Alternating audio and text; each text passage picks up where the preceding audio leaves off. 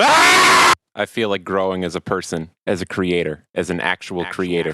When I see videos I disagree with online, I'm gonna stop making conceptual art pieces out of them and I'm gonna respond to them. I'm doing it all. I'm even putting MIDI classical music in the background. There it is. And since I don't really want to show my face, but I also don't have enough creativity to make an entire video without showing my face, I'm gonna do what everyone else does and just hold on a static image for most of the video. My chosen art field doesn't really extend into the visual dimension, so I'm just gonna use this Norman Rockwell painting.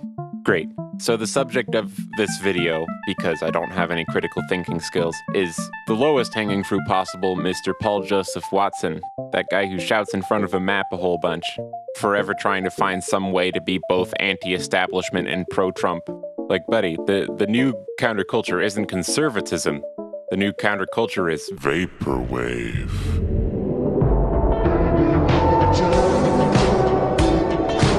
All of this, guys, is like really important provocative videos have been covered by the likes of this avant-garde pianist and this strapping young producer with an unhealthy hankering for subpar James Blake imitations. And of course, the radical centrist himself, Antoine Fantoine. So we're gonna go for like a smaller video, just to start. A PJW deep cut, if you will. A lovely essay by the name of What Pisses Me Off About Transgender Bathrooms. Oh boy. Leftists are angry over HB2, a North Carolina bill that would, God forbid, require people to use public bathrooms that correspond with the gender they were born. I like how much this first sentence really says about this guy's content. You can tell that he really assumes that you agree with him if you're watching his videos. The way he says God forbid like that, sarcastically dismissing an entire notion that a lot of people actually agree with. I think they call this poisoning the well. The bill doesn't force any private businesses to use the same rules. They can allow transgender people to use whichever bathroom they choose. Yes, actually, thank you for leaving in that detail. Considering how emotionally manipulative this video is, it's great that you actually include more details about the actual bill, you know? Thanks. Of course, then we go right back to unsympathetic ignorance. Roughly 0.3% of the US population is transgender. So passing this bill may result in a tiny fraction of the population being somewhat embarrassed for a few minutes at having to use a bathroom that corresponds with their biological gender. Boo-hoo! Yeah, people bring up like the percentage of the population thing a lot, but what is the population of America right now? With a bit of generous rounding, it's around 320 million. And while 0.3% sounds super tiny, according to Mr. Watson, there are currently approximately 960,000 trans individuals living in the US. That's 9.5 Neyland stadiums full of people that you're making somewhat embarrassed there, Paul. And by making them somewhat embarrassed, I mean you're forcing them to choose between being harassed and abused or breaking the law.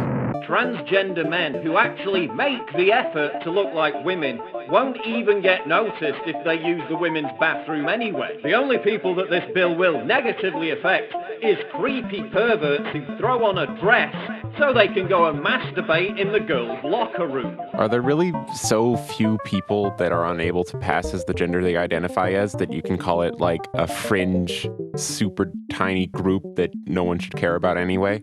There's a sizable amount of people whose only option is throwing on a dress, or they just don't feel like conforming to your gender binary standards. Preaching to your respectively sized audience that gender ambiguous individuals are actually just perverts is kind of irresponsible if you ask me. But then again, progressives are trying to redefine pedophilia as an alternative sexual preference, so it's no surprise they're so angry. There he goes, PJ Dubs with the random-ass tangents. And guess what? One of the leaders of the opposition to this bill is a convicted sex offender. Imagine my shock. So I looked this up, and yeah, absolutely no character development or reflections could have happened since the year 2000. And a fact about me, I'm actually completely against all forms of convictions, because as I was raised Catholic, I am prone to think that all evildoers are a victim of circumstance, and to punish that victim with a life branding of crime doing just seems unethical to me. Oh, the toccata and fugue is over. Bowl of Heaven. That's the stuff. Look, you can identify as Barney the Purple Dinosaur for all I care, but I'm going to say it. Yes, I know it's a hate crime. Okay, cool. But how do you know? How do you know there aren't, like, secret third genders in the brain? There are only so many people who can tell you that they identify as a non-binary gender before you can just stop assuming that everyone is lying to you.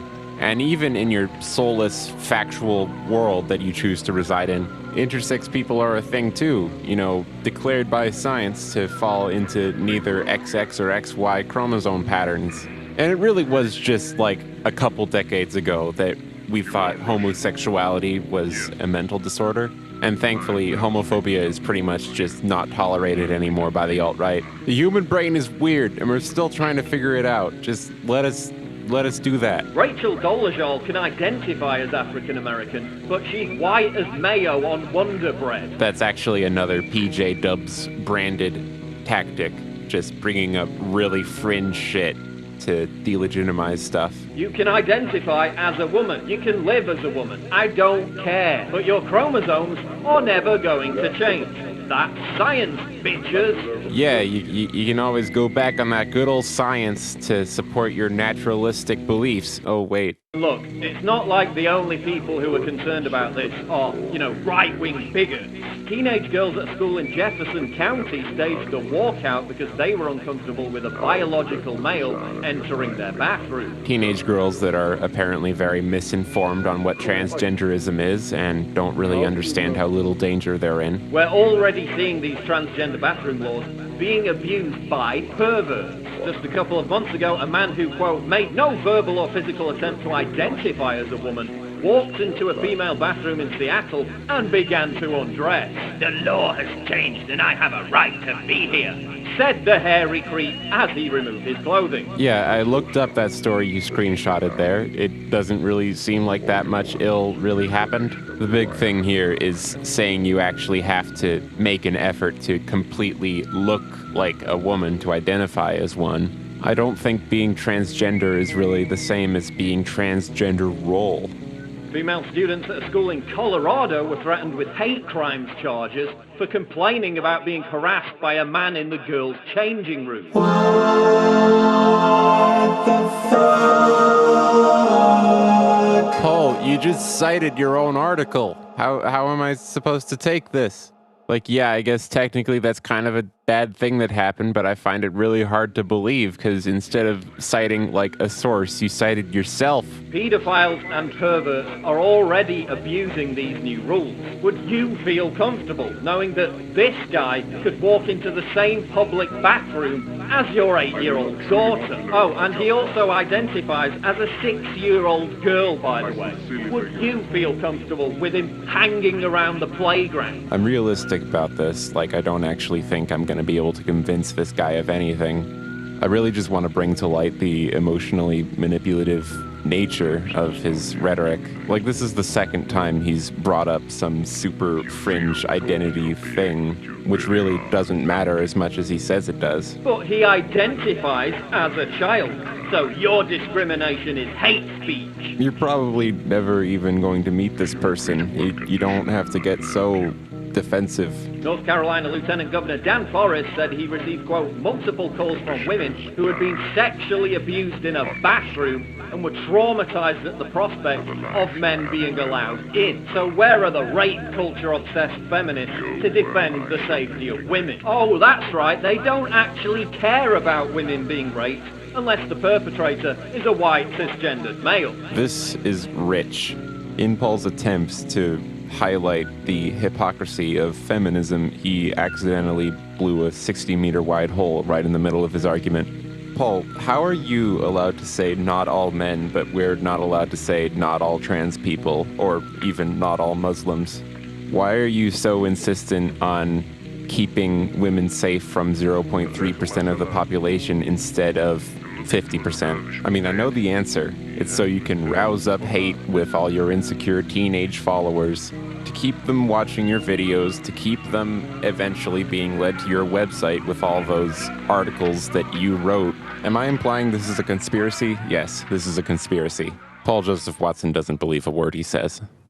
So before his conclusion, he lists a whole bunch of slightly hypocritical deeds done by celebrities and corporations. Like, yeah, celebrities and corporations care about profit and will sometimes put that over being a decent human being. That's fine.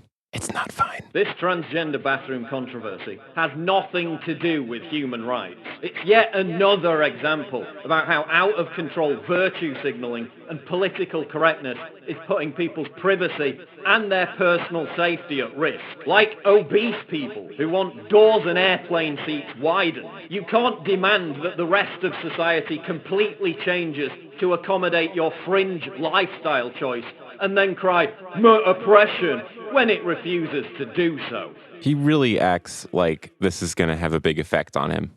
That 0.3% of the population is going to have as great an impact as having to redesign every airliner to have less capacity. It won't, by the way. This is a non-issue, and PJ Dubs is a moron.